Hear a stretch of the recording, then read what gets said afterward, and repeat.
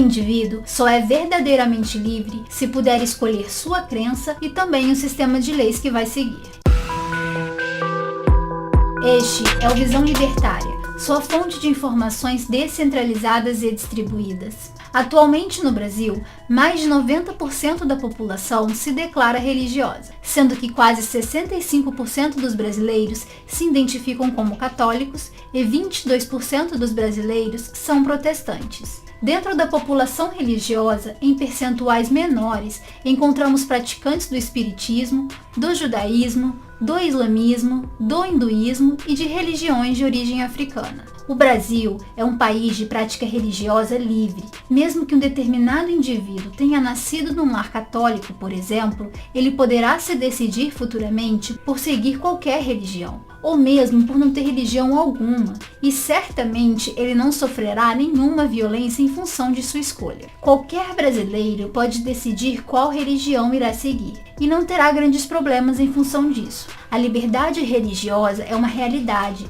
e todos consideram isso normal e até desejável. Os conflitos de origem religiosa que ocorrem em algumas partes do mundo nos causam estranheza e até mal-estar. Porém, o que nenhum brasileiro pode fazer com liberdade e sem risco de violência é escolher a qual governo quer pertencer. Tal constatação pode parecer estranha à primeira vista. Logo nos vem à memória comentários como: se não está gostando do Brasil, então vai morar em outro país, ou Brasil, ame-o ou deixe-o. Não estamos aqui falando, porém, do território geográfico que é atualmente chamado de Brasil, mas sim do Estado brasileiro, ou seja, o governo que tem jurisdição sobre essa mesma área e que aplica sua lei utilizando de violência coercitiva sobre os habitantes da região. Para o libertário, qualquer forma de coerção é antiética e, portanto, condenável. Numa sociedade verdadeiramente livre, vários ordenamentos jurídicos iriam competir entre si, em uma mesma área geográfica, e cada indivíduo poderia livremente optar por contratar alguma dessas legislações. Ainda que isso soe estranho e talvez até utópico, precisamos nos lembrar de que foi exatamente isso o que aconteceu com as religiões ao longo dos séculos. Façamos um breve resumo da religião no Ocidente a partir da era cristã. O cristianismo espalhou-se pelas fronteiras do Império Romano e até mesmo para um pouco além nos 3 primeiros séculos após o nascimento de Cristo. No ano de 380, através do Edito de Tessalônica, decretado pelo imperador Teodósio I, o cristianismo tornou-se a religião oficial do Estado romano. Mesmo com as posteriores invasões bárbaras, o cristianismo se difundiu por quase toda a Europa, pelo norte da África e também pelo Oriente Médio. Essas duas últimas regiões seriam dominadas a partir do 7º século pelos conquistadores árabes, seguidores do islamismo. Na Europa, porém, o cristianismo continuaria a florescer, se integrando de forma indissociável à cultura daquele continente. Em vários períodos, discussões teológicas levaram a graves conflitos. A questão ariana, a iconoclastia, dentre outros eventos. Contudo, o cristianismo mantinha-se relativamente coeso. Em 1054, porém, houve a primeira grande divisão, o chamado Cisma do Oriente, quando a parte oriental da Igreja se separou da parte ocidental. Ocidente e Oriente já possuíam grandes divergências culturais, sendo que aquele utilizava principalmente o latim, enquanto este utilizava o grego em suas celebrações. A separação da Igreja foi apenas um reflexo tardio de uma pré-existente separação cultural. No início do século XVI, a Reforma Protestante criou uma série de divisões no seio da Igreja Católica. Iniciados por Martinho Lutero, os cismas deram origem a diversas denominações protestantes, que passaram a ser seguidas por vários governantes, pelos mais variados motivos. Surgiam, assim, as confissões religiosas nacionais. Cada príncipe podia escolher qual religião seu reino professaria, e seus súditos eram obrigados a segui-la, ou então deveriam se mudar para outro reino que professasse uma fé que eles julgassem mais adequada. O auge das violências religiosas se deu no contexto da Guerra dos 30 Anos, em que a religião e toda sorte de assuntos se misturaram, resultando no mais sangrento conflito europeu até então, com a morte de mais de 8 milhões de pessoas, especialmente nos territórios alemães. A partir daí, começou a se tornar claro para todas as nações europeias que a guerra por religião era completamente sem sentido. O Edito de Tudela, de 1568, é considerado o primeiro documento ocidental a tratar especificamente da liberdade religiosa. Fundados, dentre outros, por colonos que fugiram da Inglaterra por motivos religiosos, os Estados Unidos da América, na primeira emenda à sua Constituição em 1791, definiram que, abre aspas, o Congresso não editará nenhuma lei instituindo uma religião ou proibindo o livre exercício dos cultos. Fecha aspas. Já no Brasil, desde a sua primeira Constituição, em 1824, é reconhecida a liberdade religiosa, ainda que naquela época ela pudesse ser considerada incompleta.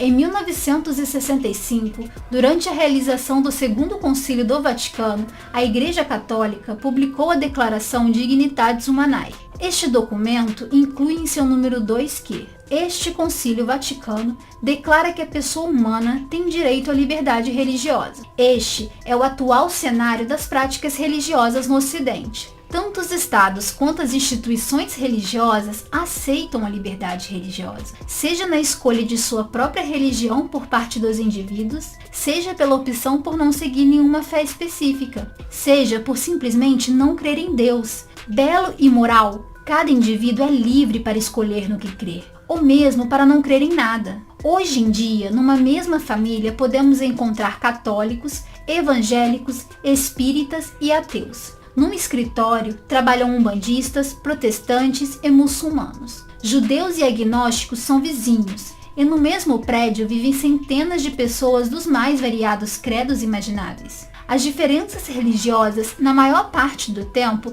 não levam a qualquer tipo de violência. As pessoas que professam determinada fé convivem muito bem com outros crentes, ou mesmo com ateus e agnósticos, sem qualquer tipo de problema. A religião não é empecilho para a vida em sociedade, posto que hoje em dia as pessoas são livres para fazer suas escolhas religiosas. Se, no passado, haviam limites geográficos para as religiões, hoje tais limites inexistem. Séculos atrás, se determinado ducado fosse católico, nenhum dos moradores do local poderia professar outra fé. Se, contudo, o bispo daquele local decidisse abandonar a fé católica e se tornar, por exemplo, luterano, todo o ducado precisaria também se converter à nova religião. Atualmente, porém, no mesmo espaço geográfico, podemos encontrar templos católicos e protestantes, casas espíritas, terreiros de candomblé, mesquitas, sinagogas e outros espaços religiosos vivendo de forma pacífica. Nenhum indivíduo precisa fugir de sua própria terra para professar sua fé. Uma religião específica não é mais restrita à área geográfica, mas sim à totalidade de seus fiéis. O fato é que este certamente será o futuro dos estados. Hoje em dia, cada estado possui soberania, ou seja, jurisdição sobre o espaço geográfico em que se encontra. Isso permite ao seu governo criar uma moeda própria, possuir suas próprias forças armadas e impor, através do uso coercitivo da violência, suas leis aos habitantes daquela porção de terra. Isso nos faz lembrar o desenvolvimento das denominações cristãs na Europa de séculos atrás. À medida, porém, que a informação descentralizada se torna mais acessível, o papel centralizador do Estado perde a sua importância. Diversas alternativas a serviços que antes eram monopólio estatal começam a surgir. A mais marcante de nossos tempos são as moedas descentralizadas, tal como o Bitcoin. Cada vez mais pessoas percebem que a obrigatoriedade de operar com uma única moeda, controlada por políticos, em determinado espaço geográfico é totalmente sem sentido. Melhor seria ter várias moedas à disposição e escolher a que lhe fosse mais conveniente. O tempo fará surgir alternativas livres e descentralizadas aos serviços mais basais do Estado atual, como o fornecimento de segurança e de um ordenamento jurídico. Pode ser desafiador imaginar um cenário desses, mas tenha certeza, é só questão de tempo. O que nós teríamos numa situação dessas seriam várias empresas fornecendo segurança e um sistema de leis, com cada indivíduo podendo escolher qual sistema contrataria. Ambas as partes agiriam livremente, num arranjo que seria benéfico para todos. Assim como hoje em dia, dentro de uma mesma família, ou numa empresa, ou em uma vizinhança, pessoas professam diferentes credos, teremos também, futuramente, pessoas contratando serviços privados de segurança e códigos de leis diferentes. Na mesma família, teremos indivíduos que contrataram a empresa A empresa B ou a empresa C, e até mesmo pessoas que não contrataram empresa nenhuma, preferindo prover sua própria segurança privada. E todos viverão pacificamente, se encontrando com regularidade e trocando presentes em alguma data especial do ano.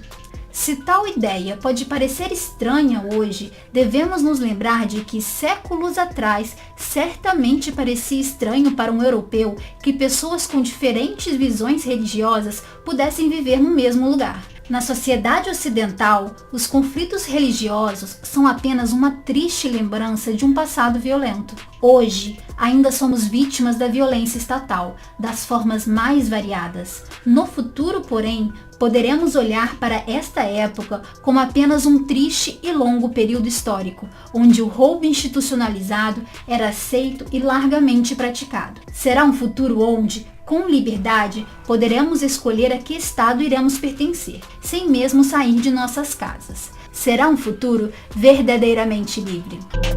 Obrigada por sua audiência. Esse artigo foi sugerido e escrito por Não Aproveitado, revisado por John Rothbard e narrado por Morgana. Se você gostou deste vídeo, clique no ícone de curtir abaixo e compartilhe o vídeo em sua rede social. Se você deseja ser notificado de outros vídeos, clique em se inscrever e depois no ícone de campainha. Até a próxima!